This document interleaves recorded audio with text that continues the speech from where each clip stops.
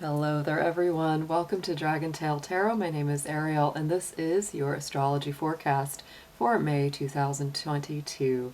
I hope you guys are doing great. This is going to be an overview for all of us on some of the astrological shifts, transits, and what they will mean for us over the month of May 2022. Thank you so much for joining me. If you haven't yet done so, I do invite you to hit that subscribe and like button if you enjoy the content on this channel. So I'm just going to go ahead and jump right into it, guys. Let's take a peek at our chart. This is what begins our month of May. Hopefully that will come through clear enough. Sometimes my camera likes to play around with me a bit, going in and out of focus before it settles down. So there it is. We have quite a pile-up of planets, as you can see. Things are really very much what we call in conjunctions with each other. 10 degrees or less, there's quite a lot of that going on. So it's sort of like where one of these planets goes, the rest of them follows. And it really does bring us a sense of strong focus. Very strong focus. Whenever you have more than one planet in a sign at a time, it brings stronger focus to those areas and those elements. And depending on what the planets are in those signs, what kind of focus will be brought through that energy. So guys, we do start, of course, the month of May in Taurus season. Our sun sign will be right there swinging along in Taurus. We actually come into the month as well, just on the heels of the new moon in Taurus as well, because our new moon hit the very day before the 1st of May on April 30th. So we had the new moon in Taurus along with a solar eclipse happening. Solar eclipse energies always encourage us to open up to new blessings, to new beginnings, and to new life force and vitality. So to me, we're coming into a month right on the heels of some major positive changes, some energetic shift, the opportunities for new beginnings and embracing a new way of being are very strong. And when they are in that sign of Taurus, which is very earthy, rooted, and grounded, it helps us to stabilize our energy. It helps us to think about what it is that we would really like to plant for ourselves, personality-wise, consciousness-wise, and especially because the moon is involved with that new moon, it's above and below, right? Because the solar is really the conscious mind. The lunar is the subconscious mind. So, you know, it really does deal with our inner desires as well as our outer desires, and the fact that those are coming together with that new moon and solar energy both being in the same sign along with that solar eclipse really brings a beautiful cohesive feeling of, you know, what I want outside matching up with what my subconscious desires are. It gives us an opportunity to really plant seeds that grow into something that is authentically us. The other reason that I believe that brings a very strong vibration of authenticity and genuine spirit is because Uranus, the planet that rules Aquarius, is also traveling along in Taurus at 14 degrees. The sun and the moon side by side, all in conjunction, moving together. Uranus is a bit erratic, right? It's a bit unpredictable. It's like lightning striking. It brings out that independent spirit. It rules the mass consciousness. And of course, just like Aquarius, it marches to the beat of its own drum. Therefore, this is a planet and an energy that truly encourage us to be our authentic self. And I think because it has to do with Taurus, that's the sign that it's currently in, that's what we're working with right there. This is going to have to do very strongly with our value system. It's really kind of like, well, if this is what you truly value, you've got to put your money where your mouth is. Where your desires and your, you know, your longings and the wants of your heart are, that's where your treasure, that's where your resources will go as well. So if there's something that you keep saying, yes, I want this, yes, I want this, but it requires some sort of investment, either financially, a requirement, investment of your time, etc., the universe will be saying, well, if you really truly want this, you're going to have to put your money where your mouth is. You're going to actually have to back up those desires and wants that you're expressing with some sort of concrete material structure around it. So it's a very interesting energy, but I do feel like it really gets us to examine what it is that we're truly about, where are we putting our resources? Where are we putting our money and our time investments? Because that has a lot to do with what we end up growing in the future. And it has to be genuine. It has to be what we really want. So we really are focusing on our true heart's desires and what we truly want to manifest as the future unfolds. So next I'm going to be looking at Venus, because Venus is the ruler of Taurus. This does bring some romantic energy, some relationship energy into it. So I'd also say this is a beautiful month as we begin to think about as well, not just what you're building maybe financially or business-wise, but also to think about what it is that you want to manifest in your relationship life as well. Because Taurus is a Venus-ruled sign. It does deal with, of course, money, resources, your grounding, stable center, but it also does have to do with love, right? It has to do with the way that we express sensuality, creativity, all of that. And Taurus is the sign that rules the voice. It rules the throat chakra. So this is a time to certainly express yourself. Speak your truth, and be sure that what you're speaking is the truth. So Venus starts out in the sign of Pisces very early in the month of May at 28 degrees of Pisces right here. It moves very quickly into the sign of Aries, and it will stay there until May the 29th. So most of this month it will be there from the 2nd to the 29th of May. And I will tell you, that changes up our relationship, love, and social attitude quite a bit, because when it's in Pisces, it's very dreamy, it's sweet, compassionate, compliant, versatile, adaptive. But when it goes into Aries, guys, it's a lot more demanding. It puts itself at the front of the line. And it's very impatient many times. Like if you've been waiting for somebody to go out with you or to respond to you, Venus in the sign of Aries will make you say either you're going to do it or you're not. You're in or you're out. Beware of arguments that go nowhere with your romantic partners, but if they are productive arguments, look for them to reveal quite a lot of truth about yourself, them, and the relationship as a whole. We are going into our second retrograde of the year, guys. Mercury retrograde is on the way to us, and it is going to be moving from the sign of Gemini into a retrograde motion. So it will be retrograde in Gemini and then in the sign of Taurus. This retrograde will last with us through June the 3rd. So tuck on in. It will be with us for a little while, starting on May 10th and ending on June the 3rd.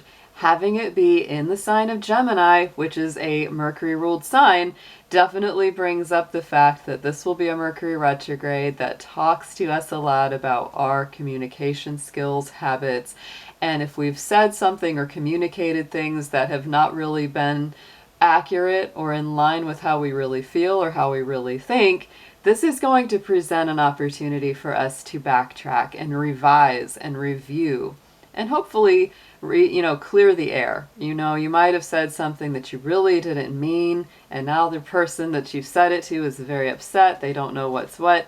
Mercury being in retrograde in that sign of Gemini will give you a chance to review your mind, review your thoughts, and really refocus and rephrase and tell somebody how you truly feel, or get your mind cleared up going forward.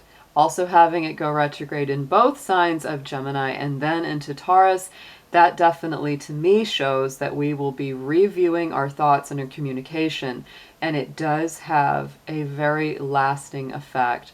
So what you think about, what you communicate, will be seeds put in the ground that are either going to produce beautiful flowers or weeds. So decide what it is that you want to express, because it will be important. It will be absolutely important through that time. On the same day, Tuesday the 10th, guess what? Jupiter, our planet of expansion, good fortune, and opportunity, moves from the sign of Pisces into the sign of Aries. So not only has Venus moved now to Aries, Jupiter is coming up next on the 10th, about a week after Venus. So we're going to have a lot of energy shifting here, y'all.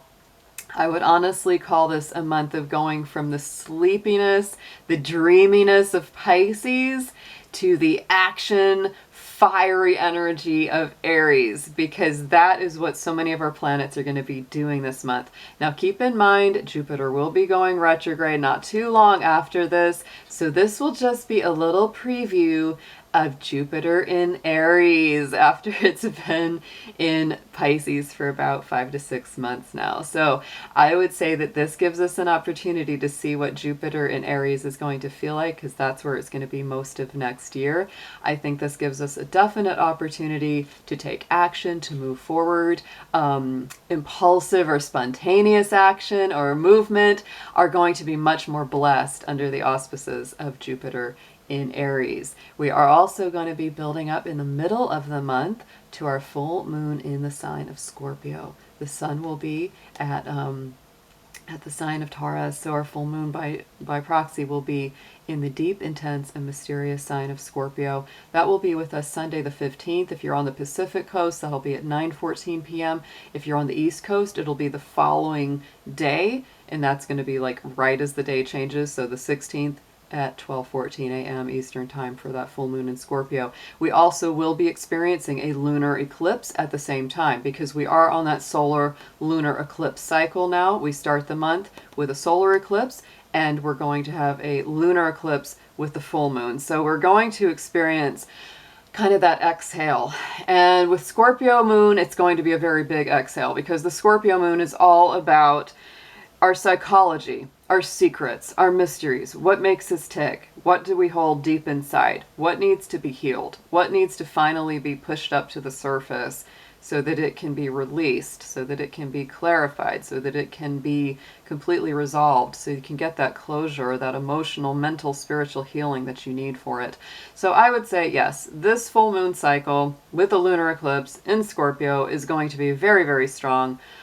Set your intentions for what it is that you want to clear, what you want to heal. This is an excellent time to do counseling, any kind of therapy. It's going to, go even further than it usually does, because Scorpio is a very psychological sign that responds extremely well to therapy, counseling, and healing modalities. Going into Friday, the 20th of May, we have the sun shifting out of Taurus and moving into the versatile communicative sign of Gemini. So happy birthday to all the Geminis who will be celebrating a birthday through that cycle.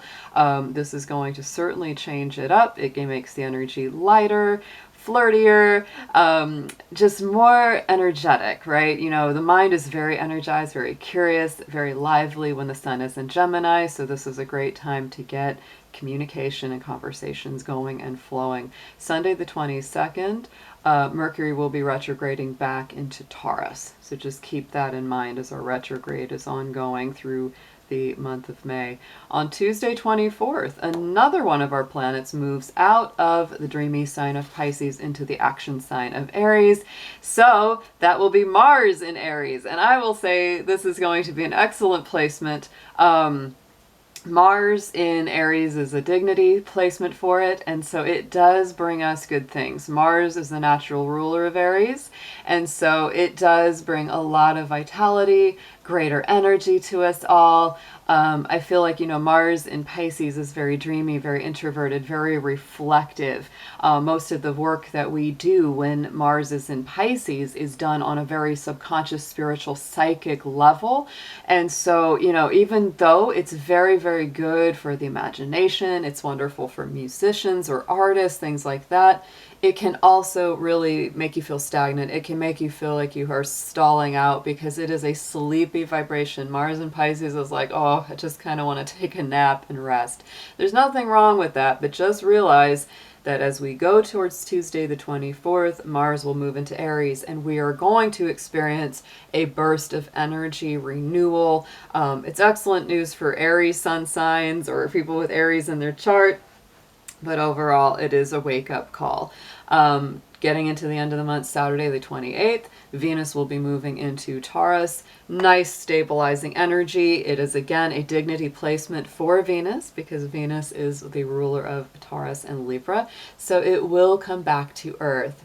If we experience any fights, arguments, confrontations in our relationships, it does give us a chance to kind of stabilize and ground after all of that. We do end our month with the new moon in Gemini on Monday the 30th. So we end our month on a high note, as those new moon cycles are always about new progress, new beginnings, and getting things done. So we do have quite a pile up of energy, all of our planets traveling together. We're getting ready to, really settle into the buildup for our retrograde planet cycles as well. Pluto has already gone into retrograde towards the end of the month, actually early June. That's when Saturn will go into retrograde later that month. Jupiter will go into retrograde, and they will follow along in order, because by the summertime, guys, we have a lot of our larger planets in retrograde motion. So it really does put us a little bit more in vacation time. Not surprising, we want to take vacations and take a break during summer, because often, as of late, we've been experiencing most of our large outer planets going into those retrograde cycles. So, I would say that May is a very productive month, because we still haven't really hit those really big, overreaching retrograde planet energies. So I would say, if you want to get some big stuff done, May is a great time to do it. You may not feel the culmination of it or the result of it till June or July, but it's going to be a lot easier to get it done during May. The energy is very good for that. I especially really love Mars going into the sign of Aries. That definitely will as well help us to get things done, to get things moving ahead, as we come out of 3 planets in Pisces as we start this month and end with 3 planets in Aries. It's a big change. It's a big cycle. Anytime we shift from a lot of Pisces energy, which is the last sign of the zodiac, to the beginning sign of Aries, we're always going to feel it. It will always feel a little bit like waking up from a hibernation, waking up from a more sleepy, relaxed, slower moving state. It's an excellent feeling, because many times it brings about, closure, cycles completing, finally tying up loose ends around projects or things that you've really wanted to get done for a while. It just gives you a new burst of vitality. It gives us a lot of newer, fresher energy that comes in with that Aries feeling. So that is the good thing that's shifting up here. I would say that May is a month that takes us from the dream into the action state, right? So that is what we are looking at with May of 2022, guys. I will be soon posting up all of the May forecasts for each of our zodiac signs in the cards. And I hope that May is absolutely awesome for you guys. Take care and see you soon.